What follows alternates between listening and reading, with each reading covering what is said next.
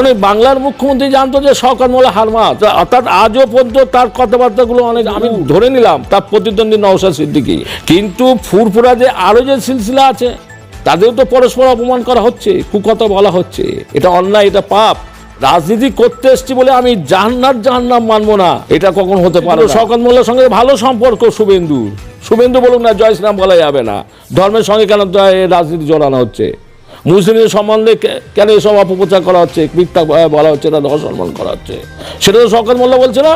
শওকত মোল্লা শুধু নিজের দলের কোনো যদি নেতা তৈরি হয় তাদের পেছনে কাটি দিয়ে তাদের কিভাবে ক্যাংরার মতন করে নিচে নামানো যায় তার চিন্তা ভাবনা। কে বলেছে যে একজন মাওলানা সাহেব রাজনীতি করতে পারবে না, একজন মুফতি কালী রাজনীতি করতে পারবে না, একজন মসজিদ কমিটি মাতোয়ালি রাজনীতি করতে পারবে না, পীরেরা রাজনীতি করতে পারবে না? কোন সংবিধানে লেখা আছে, কোথায় লেখা? আমি শওকত মোল্লাকে একই কথা বলবো, জান্নাতের রাস্তা খুঁজুন। আর আপনি যে ছোট বড় কথা বলছেন এই মাওলানা মৌলবীদের পীরের সিলসিলাদের, তাদের কাছে গিয়ে ক্ষমা চান, যদি আল্লাহ মাফ করে দেন। নওশাদ সিদ্দিকী হচ্ছেন একজন শিক্ষিত ইমানদার ফুরফুরার ওলাদের সিলসিলা, ভদ্র সভ্য, যথেষ্ট সংযত কথা বলে। আমার তো মনে হয় যে যুগের তালে তালে উপরওয়ালা একজনকে পাঠায় পরিবর্তনের জন্য। নওশাদ সিদ্দিকীর মধ্যে আমি সেই ছাওয়া দেখতে পাই আমার রাজনৈতিক জীবনে। যেভাবে ঝাঁকে ঝাঁকে লাখে লাখে মানুষ আবাল বৃদ্ধ বোন তারা নওশাদের পিছনে ছুটে চলেছে, এটা অস্বীকার করার জায়গা নেই। আমি কংগ্রেস করি বলে বিরোধী দলে একজন বিধায়ক বা একজন নেতাকে আমি তাকে হেয় করব, সেই শিক্ষা আমার পরিবার দেয়নি বা আমার রাজনৈতিক দল আমাকে সেটা। আপনি মানছেন যে পশ্চিমবঙ্গে যদি পরিবর্তন আনতে পারে সেটা নওশাদ একমাত্র? সেটা আল্লাহ জানে, এটা সম্পূর্ণ আল্লাহ। আমার চোখে দেখা যেটা বললাম যে ওর ভদ্রস্থ, ওর কথাবার্তা, ওর সংযত, মানুষের সম্মান করা, ওর শিক্ষা, সব থেকে বড় কথা হচ্ছে যে পীরেদের সিলসিলা, দাদা পীর কেবল রহমাতুল্লাহের সিলসিলা, আমি তাকে কোনো রকমভাবে কুকথা বলতে পারি না। আল্লাহ আমাকে ক্ষমা করবেন, আমাকে মাফ করবে, এটা শওকত জানে না। শওকত বলছে আমি 2 ক্লাস পড়লে আমি মাওলানা হতাম। আরে 2 ক্লাস পড়ার দূরের কথা, ও রেজ্জাক মোল্লাকে চেটে হারমাতগিরি করে বড় হয়ে যে বাংলার মুখ্যমন্ত্রী, তার দলের মুখ্যমন্ত্রী, সে ওই শওকত মোল্লা এলাকায় মিটিংয়ে গিয়ে বলছে তুই তো বোম মাতিস। কারণ এই বাংলার মুখ্যমন্ত্রী জানতো যে শওকত মোল্লা হারমাত, অর্থাৎ আজও পর্যন্ত তার কথাবার্তাগুলো অনেক একজন পীরের বংশধরের সঙ্গে কিভাবে আচরণ করা উচিত, তাকে কি সম্মান দেওয়া উচিত, আমি ধরে নিলাম তার প্রতিদ্বন্দ্বী নওশাদ সিদ্দিকী, কিন্তু ফুরফুরা যে আরো যে সিলসিলা আছে তাদেরও তো পরস্পর অপমান করা হচ্ছে, কুকথা বলা হচ্ছে, এটা অন্যায়, এটা পাপ। রাজনীতি করতে এসছি বলে আমি জাহান্নাম মানবো না, এটা কখন হতে পারে না।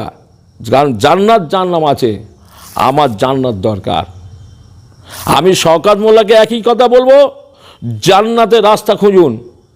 আর আপনি যে ছোট বড় কথা বলছেন এই মাওলানা মৌলবীদের পীরের সিলসিলাদের, তাদের কাছে গিয়ে ক্ষমা চান, যদি আল্লাহ মাফ করে দেন।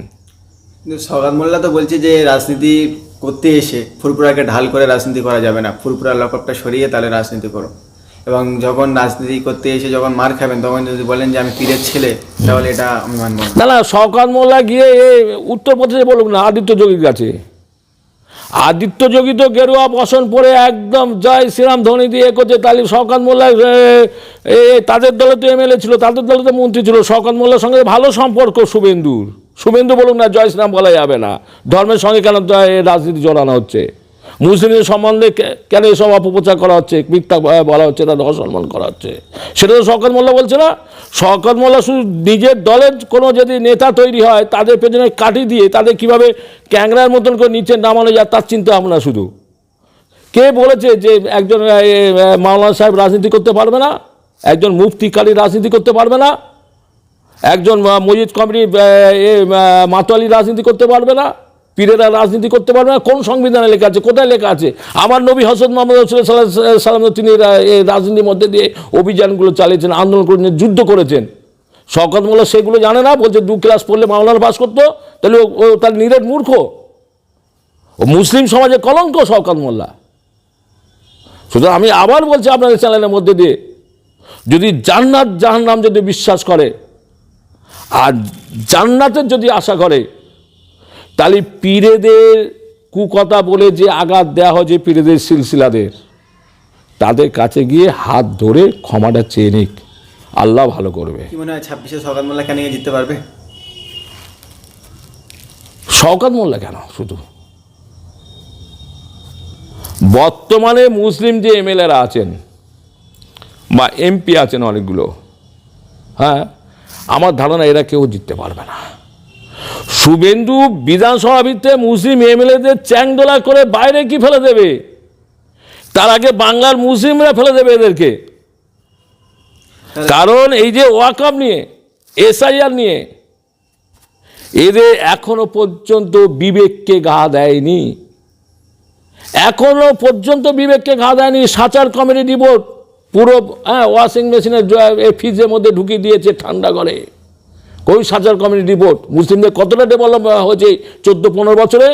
1.5%টাকে 2% হয়ে 2.5% কি হতে পেরেছে? সেই তো একই পর্যায়ে আছে। মুসলিমদের শিক্ষার মান কোথায়? যদি না একটা আলামিন মিশন, একটা আলিল মিশন, মুসলিম আবাসিকগুলো যদি না গড়ে উঠতো, আর মুসলিমদের শিক্ষা কোথায় গেল? মুসলিম এলাকায় যে প্রাইমারি স্কুলগুলো আছে, হ্যাঁ, ওখানে ছাত্র সংখ্যা নেই, টিচার নেই। হাই স্কুলগুলো আছে, ছাত্র সংখ্যা নেই, টিচার নেই। মুসলিমদের যে শিক্ষা, মধ্যবিত্তদের শিক্ষা, নিম্ন মধ্যবিত্তদের শিক্ষা, গরিব মানুষের শিক্ষা, এই সরকার কোন পর্যায়ে নিয়ে গেছে যেখানে সংখ্যালঘু মুসলিমরা 90% সেই সব স্কুলে পড়াশোনা করে? উল্টে বলছে আমি এতগুলো মাদ্রাসা, কালকে আমি দেখছিলাম, বলছে আমি এতগুলো মাদ্রাসা, আনএডেড মাদ্রাসা আমি করে দিয়েছি। কতগুলো করে দিয়ে কী হবে তাতে লাভ? তাতে লাভ কি হবে?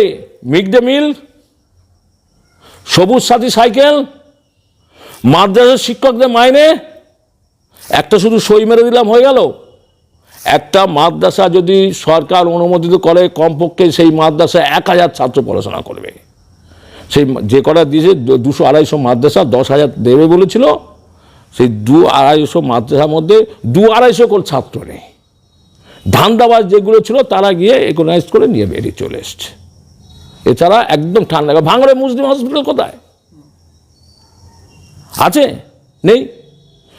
আপনার যে ওবিসি 94% আমি মুসলিমদের কাজ করে দিয়েছি। বড় বড় জায়গায় গিয়ে বক্তব্য রেখে মুসলিমরা হাততালিতে একদম পুরো ফাটিয়ে দিল, দিদি আমাদের জন্য কিরা করে দিয়েছে। 94%, আর মাত্র 6% বাকি। এবারে মাদ্রাসা রিক্রুটমেন্ট, টিচার হাই মাদ্রাসা রিক্রুটমেন্টে টিচার কটা ওবিসি থেকে মধ্যে দিয়ে মুসলিমরা সুযোগ পেয়েছে? কটা মুসলিমকে সুযোগ দেওয়া হয়েছে? কেন দেওয়া হলো না? কারণ রাজনীতির জাঁতাকলে সংখ্যালঘু মুসলিমদের পিষে মারা হচ্ছে। ওবিসি এ 99% সংখ্যালঘু মুসলিম, ওবিসি বি 99.99% অমুসলিম। ওবিসি এ 10% সংরক্ষণ, ওবিসি বি 7% সংরক্ষণ। হাইকোর্ট যখন এ করলো, বললো ওটা সম্পূর্ণ বেআইনি, ইনলিগাল, এটাকে সংশোধন করে নিয়ে আসতে হবে। সুপ্রিম কোর্টে চলে গেল, হাজার হাজার টাকা খরচা করে মুসলিমদের আইওয়াস করলো।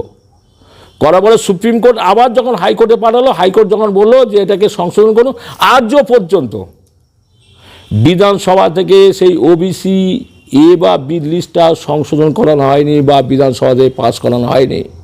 মনোনীতভাবে যেভাবে ওবিসি এ থেকে বি ট্রান্সফার করা হয়েছে, ওবিসি বি থেকে এ ট্রান্সফার করা হয়েছে, যে জাদু মন্ত্র বলে, ফলে ওবিসি বি সংখ্যালঘু মুসলিম, ওবিসি এ সংখ্যালঘু মুসলিম, এবারে একজনও এতে হাই মাদ্রাসার সুযোগ পায়নি। এই কৈফিয়তটা কে দেবে? মুসলিম এই এমএলএ যারা আছে বিধানসভায় বসে, তাদের কাছে জবাব চাইবে বাংলার মুসলিম সমাজের মানুষ।